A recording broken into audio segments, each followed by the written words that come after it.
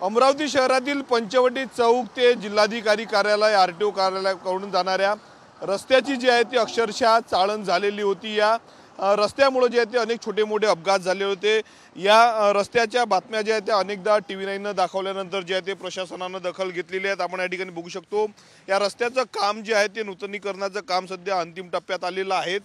अमरावती शहरातील पंचवटी चौक आरटीओ ते जिल्हाधिकारी कार्यालयाकडे जाणारा हा शहरातील प्रमुख रस्ता आहे। इतर शहरातील रस्ते जे आहेत ते सिमेंटचे गुडगुडीत झाले असताना या रस्त्याचं जे आहे ते बांधकाम झालं नव्हतं। जीवघेणे खड्डे संपूर्ण या रस्त्यावर पडले होते। त्यानंतर TV9 ने या रस्त्यावरील खड्ड्यांची जी आहे ती बातमी सातत्याने जे आहे ते लावून धरलेली आहे। त्यानंतर जर आपण पाहिलं तर या रस्त्याचं काम पूर्ण होताना दिसत आहे। अमरावतीच्या आमदार सुलभा खोडके यांच्या निधीतून जे आहे ते संपूर्ण रस्त्याचं काम होत आहे। आपण बघू शकतो खडीकरण आणि त्यानंतर जे आहे ते डांबरीकरण या रस्त्याचं केलं जाणार आहे।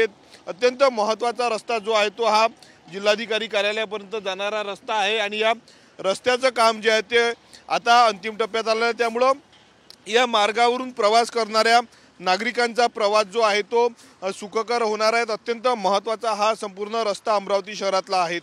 कॅमेरामन अनिकेत दहातोंडेसह मी स्वप्नील उमाप, TV9 मराठी, अमरावती।